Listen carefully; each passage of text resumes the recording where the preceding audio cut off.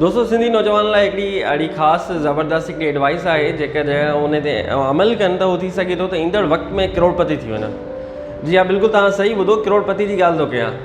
सभु कुझु डिपेंड करे थो तव्हांजी महिनत ते।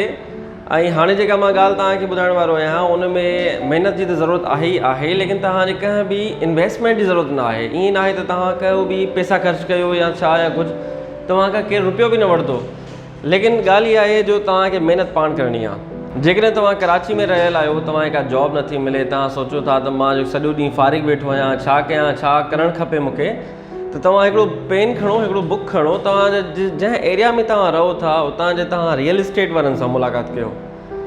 इन में तव्हांजो रुपियो बि ख़र्चु न ईंदो, को माण्हू तव्हां सां मिलंदो, को तव्हांखे रिस्पॉन्स ॾींदो, को बिल्कुलु बि रिस्पॉन्स न ॾींदो। के अहिड़ा बि मिलंदा जेके चवंदा बाबा असांजो वक़्तु ज़ियान न कयो घणो, ऐं बिल्कुलु ईअं थींदो बि आहे।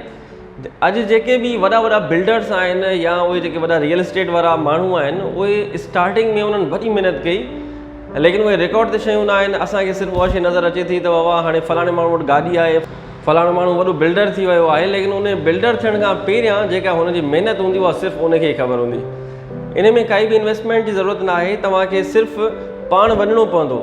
जेको असां चवंदा आहियूं त बाबा मां कीअं वञा, असां कीअं वञूं, असां छो वञूं, छा लाइ वञूं, इहा असांजे जीन में मौजूदु आहे इहा शइ। इन शइ खे ख़तमु करिणो पवंदो, पंहिंजो पाण निकिरणो पवंदो, मुख़्तलिफ़ माण्हुनि सां मिलणो पवंदो, मुख़्तलिफ़ रियल इस्टेट वारनि सां मिलणो पवंदो। कीअं प्रोसेस आहे, रेंट ते शयूं कीअं ॾिबियूं आहिनि, सेल परचेस कीअं थींदी आहे, डॉक्यूमेंटेशन कीअं हूंदी आहे, इहो सभु A to Z तव्हांखे आहिस्ते आहिस्ते सिखणो पवंदो। ईअं न आहे त जेकॾहिं मां तव्हांजो मुंहिंजो वीडियो ॾिठो, तव्हां सम्झो त बाबा मां हाणे करोड़पति थी वियुमि, हाणे मां वेंदुमि त हीअं थी वेंदो, हूअं थींदो। इन में साल बि लॻी वेंदा आहिनि। कुझु अहिड़ा लकी माण्हू बि हूंदा आहिनि जिन्हनि खे महीननि में ई काफ़ी सारियूं सुठियूं शयूं मिली वेंदियूं आहिनि। डिपेंड करे थो त आॾो वारो केतिरो लकी आहे ऐं आॾो वारो केतिरी महिनत करे थो। ॿाहिरि निकिरी पओ, रियल इस्टेट वारनि माण्हुनि सां मुलाक़ात कयो, उन्हनि खां पुछो तव्हां त रेट छा था हलनि, कीअं था हलनि। डिफरेंट रियल इस्टेट वारनि सां मिली वरी उन्हनि खे डिफरेंट प्रॉपर्टीज़ तव्हां ॿुधायो।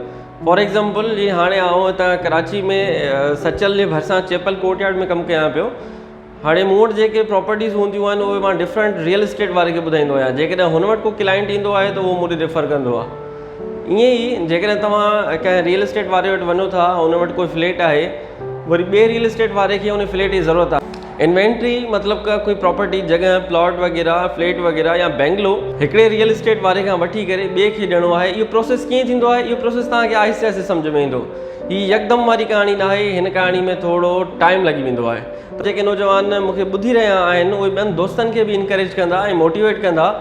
ऐं अगरि कोई रियल इस्टेट वारो माण्हू ॿुधी रहियो आहे त हुननि खे रिक्वेस्ट आहे त महिरबानी करे अगरि तव्हांजे कोई नओं हमराह अचे त हुनखे महिरबानी करे रिस्पॉन्स पंहिंजी बिहाफ ते तव्हां सुठो ॾियो। अॻिते हुनजी क़िस्मत आहे, अॻिते हुनजो लक आहे। ऐं हिकिड़ी ॻाल्हि तव्हां ज़हन में ज़रूरु रखिजो, इहो सभु कुझु डिपेंड करे थो तव्हांजे पंहिंजे दिमाग़ ते, तव्हां कीअं आॾो वारे खे डील कयो था, तव्हां वटि कहिड़ा कहिड़ा गट्स आहिनि, कीअं आॾो वारे खे तव्हां मैनेज कयो था, शयुनि खे तव्हां कीअं प्रॉपर हलाए सघो था। ऐं इन में तमामु वॾे में वॾो रोल ईमानदारी जो हूंदो आहे। जेकॾहिं तव्हां वटि ईमानदारी आहे त इहो ऑटोमेटिकली तव्हांजी शइ अॻिते वधंदी हलंदी। वरी महिरबानी दोस्तों, उमेद रखां थो त हीअ वीडियो तव्हां उन्हनि दोस्तनि ताईं ज़रूरु पहुचाईंदो जिन्हनि खे प्रॉपर्टी जो घणो शौक़ु आहे, या जेके उहे बेरोज़गार आहिनि, जेके नौकिरी तलाश में आहिनि, त उहे पार्ट टाइम या फुल टाइम पंहिंजो इहो कमु स्टार्ट करे सघनि था। पंहिंजो होस्ट अकबर खे इजाज़त ॾींदा, मिलूं था कंहिं ॿी कचहरी सां। अस्सलाम वालेकुम।